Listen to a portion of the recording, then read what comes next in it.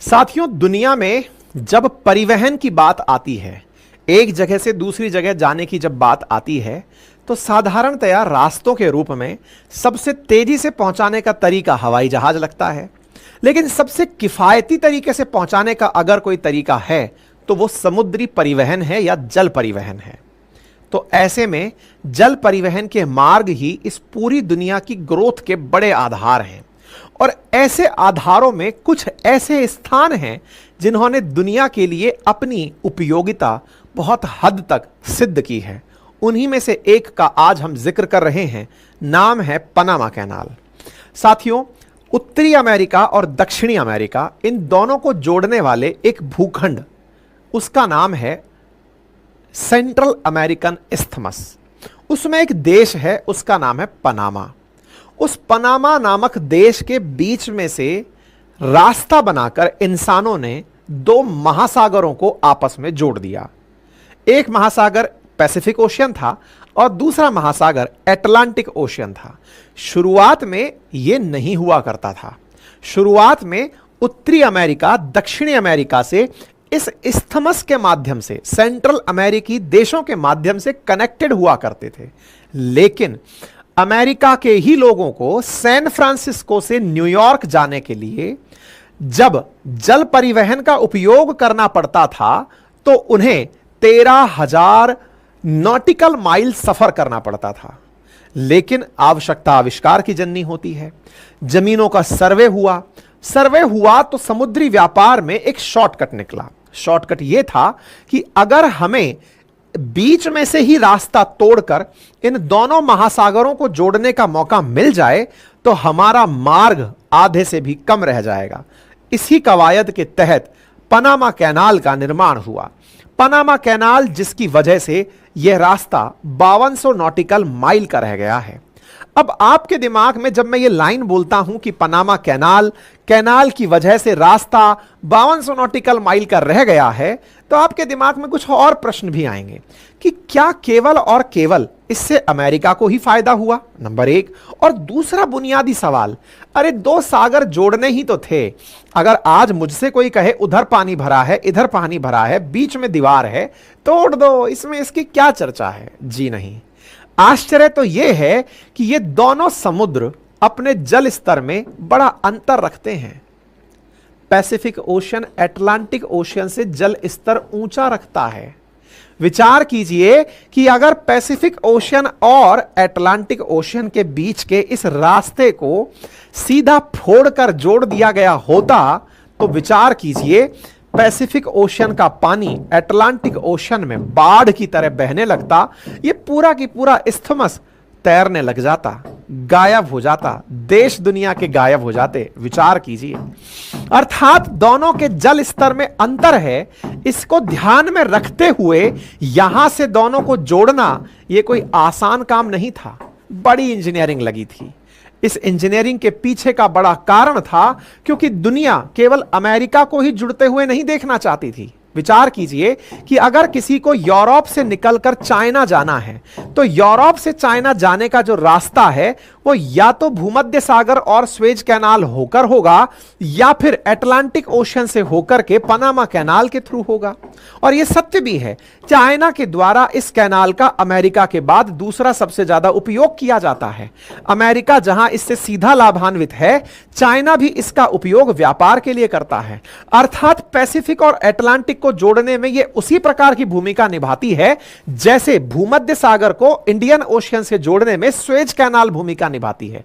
Suez canal का उपयोग तो इसलिए ज्यादा हो जाता है क्योंकि यहां पर बहुत से देश तेल बेचते हैं और वो एक तरफा मामला है। तेल यहां से निकलकर दूसरे देशों में जाएगा, लेकिन यहां पर तेल ही नहीं, बहुत सी व्यापारिक वस्तुएं भी एक जगह से दूसरी जगह इस कैनाल के माध्यम से भेजी जाती हैं। इसका सीधा सा अर्थ यह हुआ कि यह कैनाल वैज्ञानिक रूप से तो बड़ी रोचक है ही, इसकी उपयोगिता भी व्यापार में बहुत जबरदस्त है। आज हम चर्चा क्यों कर रहे हैं? चर्चा कर रहे हैं कि हाल ही में यह संकट में है और इसका संकट किसी व्यक्ति, किसी वस्तु की वजह से नहीं, पर्यावरण की वजह से है, जलवायु संकट की वजह से है, क्लाइमेट चेंज की वजह से है। कहा जा रहा है कि अगर क्लाइमेट यूं ही बदलता रहा तो एक दिन इस कैनाल से होकर व्यापार नहीं हो पाएगा। इसीलिए आज आप यह सेशन सुन रहे हैं। डिटेल में समझेंगे कैसे परिवहन होता है, क्या काम होता है, लेकिन उसके साथ साथ हम यह भी समझेंगे कि यहां पर वर्तमान की चुनौती क्या है। मेरे प्यारे साथियों, जरा ध्यान से देखें तो आपको यहां पर पनामा इस्थमस दिखाई देता है, जो कि नॉर्थ अमेरिका को साउथ अमेरिका से भूमि के माध्यम से जोड़ता है, पैसिफिक ओशन को अटलांटिक ओशन से जोड़ता है, और इसी मार्ग को तोड़ करके पनामा कैनाल बनाई गई है। पनामा कैनाल बनाने में अगर आप ज्योग्राफिकली इसे देखें तो एक लेक का बहुत बड़ा योगदान है, जिसका नाम है गैटून लेक। साथियों, ये जो गैटून लेक है, ये मानव निर्मित मीठे पानी की झील है। इंटरेस्टिंग ये है कि समुद्र का पानी खारा है, इधर भी समुद्र का पानी खारा है, बीच में मीठे पानी के अंदर जहाज को आना है। अर्थात मीठे पानी से खारे पानी की जो यात्रा है, यही सबसे बड़ा चैलेंज है। अगर मीठा और खारा पानी आपस में कैनाल के थ्रू जोड़ दिया जाए तो ये तो मीठा पानी पैसिफिक ओशियन के खारे पानी से पूरी तरह लवणीय हो जाएगा।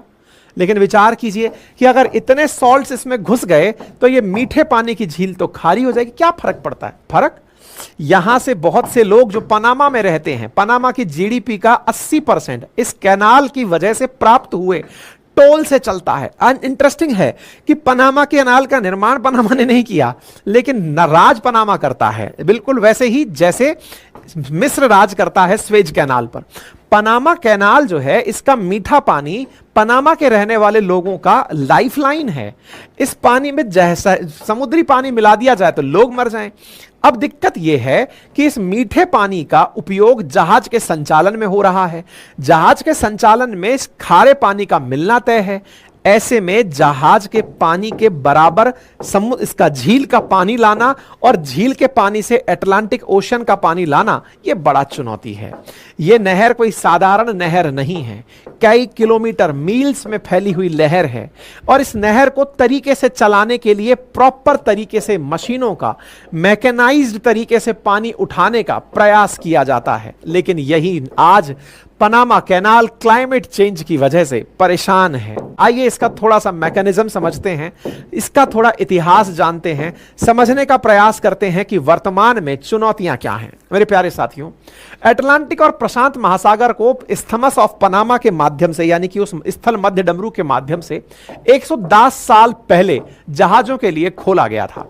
पनामा कैनाल पर जो वर्तमान में आया हुआ संकट है, यह जलवायु परिवर्तन की वजह से है, और यह जलवायु परिवर्तन का असली कारण यह है कि वो जो झील है, जिस झील के पानी का उपयोग किया जाता है, उसका जल स्तर नीचे गिर रहा है।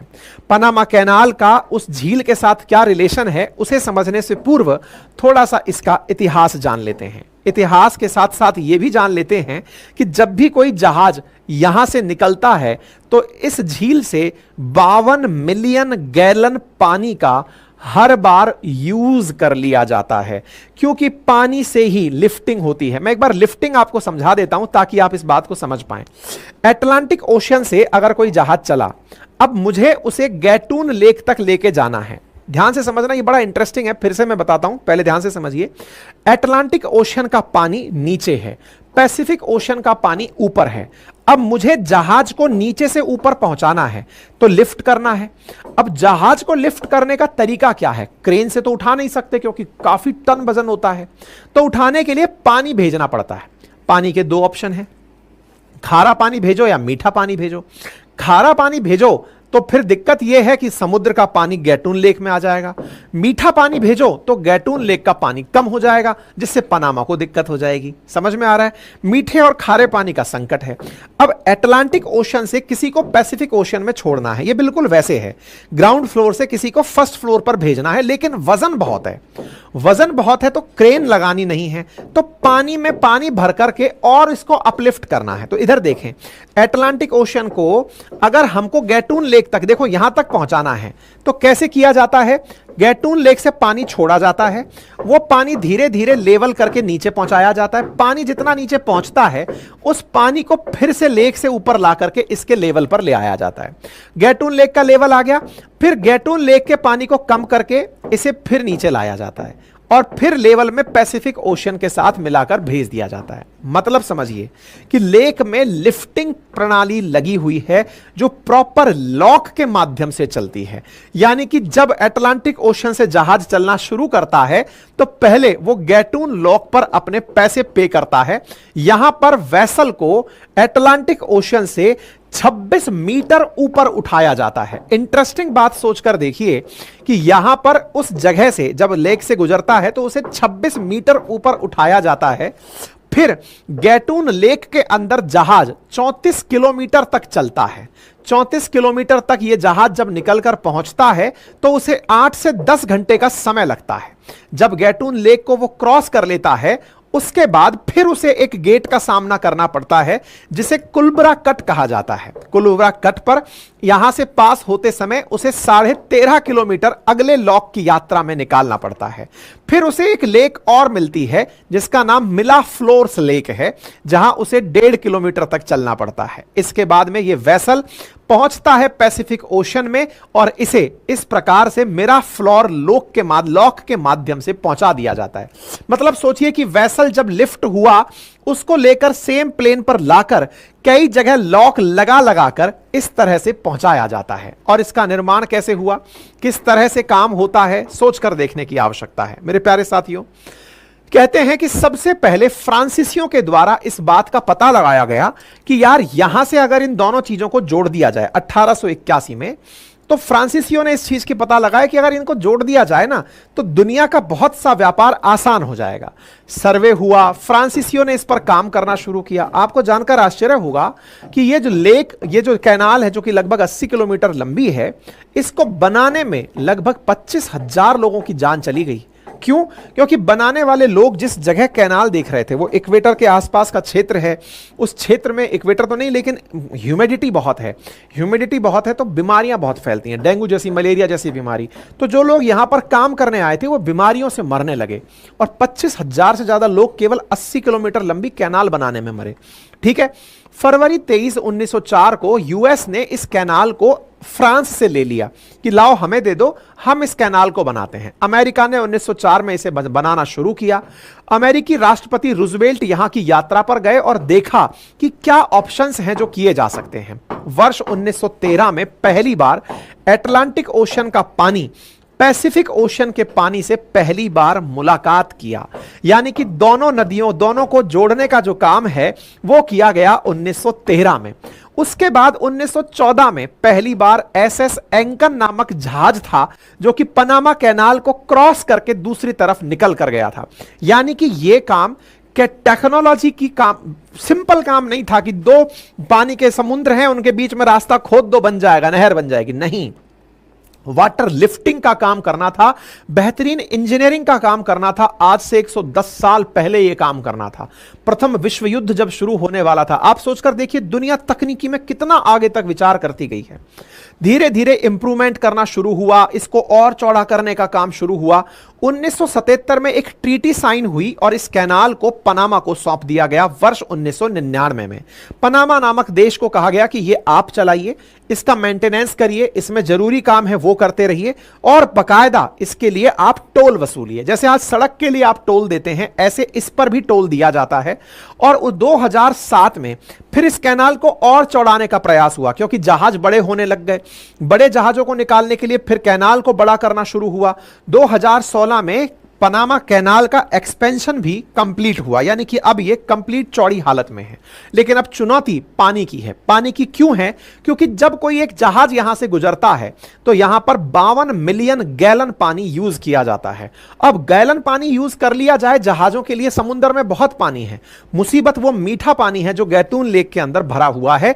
उस लेक के पानी में खारा पानी ना मिल जाए इसलिए बहुत ज्यादा दिक्कत होती है। कहा जाता है कि 12,000 से 15,000 शिप यहां से हर साल क्रॉस होते हैं और उनमें से जो सबसे ज्यादा यूजर है वो अमेरिका है और उसके बाद नंबर 2 पर चाइना आता है जो इस लेक का उपयोग करता है। मतलब सोचकर देखिए इस कैनाल का उपयोग करने के लिए कैसे पानी के माध्यम से इतने बड़े बड़े जहाजों को जिनका वजन टनों में है, हजारों टन में है, उन्हें लिफ्ट किया जाता है। लिफ्ट करके उन्हें प्रॉपर तरीके से यहां से गुजारा जाता है। 8 से 10 घंटे जहाज 80 किलोमीटर को ट्रेवल करने में लगाता है। टोल टैक्स देता है, उसके बावजूद भी वो फायदे में रहता है, समय बचता है। आप पूछेंगे क्यों? क्योंकि ये यात्रा जो 13,000 नॉटिकल माइल्स की थी, वो मात्र 5300 नॉटिकल माइल्स में जो निपटने वाली है। इसीलिए दुनिया भर से लगभग 15,000 जहाज सालाना इस कैनाल को पार करके निकलते हैं। उम्मीद है अब आपको यह बात अच्छे से समझ में आ गई होगी। पनामा की जो खासियत है वो उम्मीद है कि आप लोगों को यह क्लियर हो गई होगी। हाल ही के दिनों में स्वेज कैनाल लंबे समय से सुर्खियों में थी, क्योंकि वहां से जब इजराइल और गाजा पट्टी वाला कॉन्फ्लिक्ट चलना शुरू हुआ, उसकी वजह से यमन में बैठे हुतियों ने उस मार्ग को अवरुद्ध करने का प्रयास किया, जिससे लोग स्वेज कैनाल के ऑप्शन में Cape of Good Hope Africa के नीचे से आना शुरू कर दिए। लेकिन पनामा का जो रास्ता है वो लगातार बरकरार रहा। पनामा की लिफ्ट प्रणाली जो है वो अपने आप में दुनिया के लिए एक वैज्ञानिक इंजीनियरिंग का बहुत बड़ा, एक प्रकार से वो मानिए कि मिरेकल के रूप में माना जाता है कि दुनिया ने इसकी वजह से बहुत बड़ा काम किया। पनामा कैनाल जो है वो लगभग 270 बिलियन डॉलर के जो कार्गोज हैं उन्हें सालाना यहां से गुजारता है, और ऐसे में 5% दुनिया का ग्लोबल ट्रेड यहां से कंप्लीट होता है। 50 माइल आर्टिफिशियल वाटरवेज यहां से प्रॉपर तरीके से गुजरता है। ये काफी सारी जानकारियां हैं जो मैंने आप लोगों को यहां पर बता दी हैं, ठीक है ना। तो ये क्लियर जानकारी दे दी, ये सब आ गई। अब बात करते हैं जलवायु परिवर्तन का, इस पर क्या खतरा आ रहा है। जलवायु परिवर्तन की वजह से ये जो गाटून झील है ना, इसके अंदर ताजे पानी की कमी हो रही है। जहां 50 मिलियन गैलन एक जहाज के लिए उपयोग किया जाता हो, मतलब हर दिन इतना पानी जितना पानी न्यूयॉर्क सिटी के 8 मिलियन निवासियों द्वारा इस्तेमाल किए गए पानी की मात्रा से 2.5 गुना ज्यादा पानी हो, उतना एक जहाज पानी यूज कर लेता हो। ऐसे में पानी का स्तर कम होने लग रहा है, क्योंकि अटलांटिक ओशन से आने वाले जहाजों के लिए पानी भरना पड़ता है और उससे उसे लिफ्ट कराना पड़ता है। अटलांटिक ओशन के पानी को यूज नहीं किया जाता, और पानी भी थोड़ा बहुत नहीं, 50 मिलियन गैलन पानी। 50 मिलियन गैलन पानी का अर्थ हुआ कि न्यूयॉर्क सिटी, सोचकर देखिए कि एक दिन में New York city 8 million, New York city की जो पॉपुलेशन है 8 मिलियन, वो जितना पानी यूज करती है, उस पानी का भी 2.5 गुना पानी केवल जहाज यूज कर ले रहा है। ऐसे में पानी एक बहुत बड़ी चुनौती बना हुआ है, और चूंकि यहां बारिश का अभाव रहा पर्यावरण परिवर्तन के चलते, तो इस झील के अंदर पानी घटने लगा। इसके चलते हुए यह हुआ कि 20 साल के अंदर यहां बारिश की कमी देखी गई, और यह तीसरी बार है 26 सालों में जहां यहां पानी की कमी देखी गई। अब सवाल यह बनता है कि सर इसका कोई और सा रास्ता भी तो हो सकता है। क्या हो सकता है कि समुद्र का पानी ही ले आओ साहब अल्टीमेटली, तो साहब यहां के लोगों को मारे क्या? यहां के लोग विरोध करने लग जाते हैं, वो कहेंगे कि हम पिएंगे क्या, फिर पानी नहीं है हमारे पास पीने के लिए। फिर एक दूसरा ऑप्शन बनता है कि यहां पर किसी और नदी का पानी डाला जाए। इसके लिए सुप्रीम कोर्ट में, इनके कानून में पहले से रोक लगा रखी थी कि उस नदी का पानी इस झील में नहीं डालेंगे, लेकिन फिलहाल कहा जा रहा है कि सुप्रीम कोर्ट ने उस चीज के लिए भी परमिशन दे दी है, और कहा है कि दूसरी जो एक नदी है इनके यहां पर, उस नदी के पानी को इस नदी के अंदर, इस झील के अंदर गाटून लेक में डालना शुरू करिए, सो दैट इस झील के स्तर को बरकरार रखा जा सके, ताकि पनामा की इकोनॉमी में 80% योगदान देने वाला ये पनामा कैनाल बरकरार तरीके से चलता रहे, दुनिया का व्यापार बिना किसी अवरुद्ध के चलता रहे। उम्मीद है आपको जानकारी पसंद आई होगी। अगर पसंद आई हो तो साथियों के साथ इसे जरूर साझा करें। चैनल पर नए हैं तो सब्सक्राइब करें, और हमारे कोर्सेज जो अपनी पाठशाला पर उपलब्ध हैं उन्हें जरूर एक्सेस करें। अपनी पाठशाला के साथ में हमारी वेबसाइट पर भी हमारी टेस्ट सीरीज उपलब्ध है, उन्हें आप देख सकते हैं। हैंड रिटन मटेरियल उपलब्ध है जिन्हें आप घर बैठे 7 दिन के